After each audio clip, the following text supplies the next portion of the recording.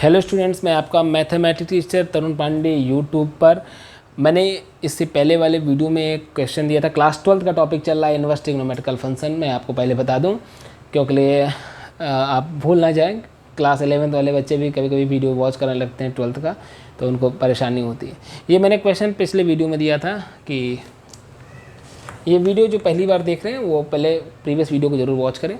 इसमें मैंने बोला था if sigma I 1 to 2n cos inverse xi is equal to 0, करा then find the value of sigma I is equal to 1 to 2n xi. How to find this value? आइए check करते हैं। तो देखिए सॉल्व। यहाँ पर आपको से कह रहा है sigma I 1 to 2n cos inverse xi is equal to 0 दिया हुआ है। ठीक है, इसको लिखते क्या है, इसको लिखेंगे cos इनवर्स आई की जगह 1 रखेंगे तो ये हो जाएगा cos inverse x1 plus cos inverse आई जगह 2 रखेंगे तो x2 हो जाएगा। सिग्मा इसलिए यहाँ प्लस लगाया, फिर plus cos inverse x3 plus dash dash dash cos inverse x2n।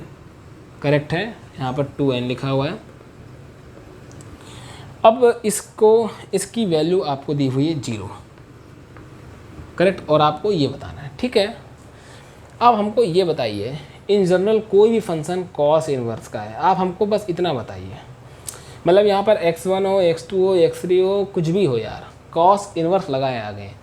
Cos inverse के अंदर x1 x2 x3 x5 x square watch ever I don't know, कुछ भी है, हमें मतलब नहीं, बट ये जानता हूँ कि इसकी वैल्यू 0 से लेकर पाई तक होती है दोस्त। 0 से लेकर पाई तक, पाई का मतलब होता है अप्रॉक्सीमेट 3.14, आप जानते हैं 22/7 भी कह सकते हैं अप्रॉक्सीमेटली।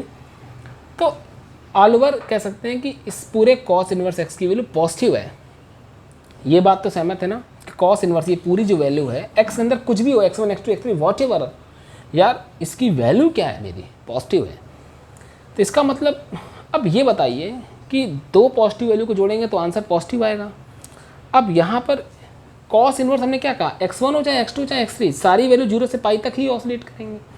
तो यार या तो 0 होंगी वैल्यू, या 0 से बड़ी होंगी, और कहाँ तक होंगी, पाई तक होंगी। तो 0 होंगी या 0 से बड़ी होंगी, तो 0 से बड़ी होंगी पॉजिटिव, अगर 0 है तो 0 है।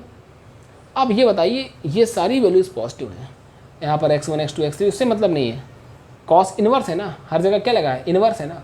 तो इनवर्स का मतलब क्या हुआ, कॉस में इनवर्स का मतलब उसकी वैल्यू पॉजिटिव है या 0 है। अब बताइए ये सारी वैल्यूज पॉजिटिव है या 0 है, और ये आप जानते हैं, और आपको कंडीशन क्या दी हुई, इन सारे का सम आपको 0 दिया हुआ है, इन सारी वैल्यूज़ का जो सम है वो क्या है, 0। तो ऐसा तभी पॉसिबल हो सकता है कि जब हर एक वैल्यू 0 हो। अगर एक भी वैल्यू 0 से ज़्यादा हुई तो उसका सम क्या होगा, 0 हो ही नहीं सकता। आप बताइए इन सारी क्वांटिटीज़ का अलग अलग वैल्यू 0 से पाई तक है। अब आपको गिवन है इन सारी वैल्यूज़ का सम 0 है, तो आप खुद सोचिए यूनिक सोल्यूशन, और केवल यही होगा कि इन सारी की सारी वैल्यू 0 होंगी, यानी ये भी 0, ये भी 0, ये भी 0, ये भी 0, तभी इन सब का सम क्या होगा, 0। ये बात समझ में आ रही होगी। इसका हम ये कह सकते हैं कि यहाँ पर कॉस इनवर्स एक्स आई, सीधे बोल दे डायरेक्टली, आई यहाँ पर कुछ भी हो, यहाँ पर आई का मतलब 1 2 3 2n कुछ भी हो, इन सारी कॉस इनवर्स एक्स आई की जो वैल्यू होगी वो 0 होगी, तभी ऐसा पॉसिबल है। It may be possible if, लिख सकता हूँ मैं यहाँ पे, it may be possible if cos inverse x I is 0, correct है, चाहे यहाँ पर x1 हो चाहे x2 चाहे x3 चाहे x2 है।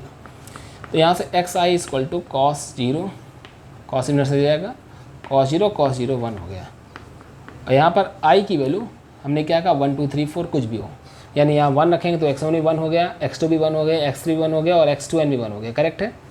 इसका मतलब हम ये कह सकते हैं यहाँ पर x1 x2 x3 dash dash dash x2n, इन सारी की वैल्यू 1 है। आपसे पूछा था इसकी वैल्यू बताइए, तो इसकी वैल्यू क्या होगी, मैं यहीं पे लिख दे रहा हूँ, सिग्मा एक्स आई 1 से लेकर 2n, इसका मतलब क्या है। तो पहले हम i की जगह 1 रखेंगे, तो जब i की जगह 1 रखेंगे तो यहाँ पर लिखेंगे x1 प्लस लगाएंगे तो सिग्मा है, फिर i की जगह 2 रखेंगे प्लस लगाएंगे सिग्मा की वजह से, dash dash dash plus x2n, क्योंकि आई 1 से लेकर 2n है।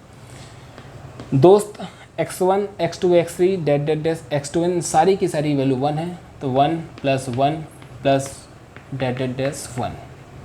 अब हमको ये बताइए, इसका जवाब दीजिए कि 1 + 1 2 होगा, 1 + 1 + 1 3 होगा, मतलब को 4 बार जोड़ेंगे तो 4 आएगा, तो कितनी बार जोड़ रहे हैं 2n बार, तो ये इसका आंसर आएगा 2n। तो जिनका कमेंट में आंसर सही है उनको धन्यवाद, और जिन्होंने नहीं लगा पाए उनको ये सोल्यूशन है, और बताइएगा ये आपको क्वेश्चन कैसा लगा। Thank you students. इसके बाद नेक्स्ट वीडियो में आपसे मुलाकात करेंगे, तब तक के लिए धन्यवाद।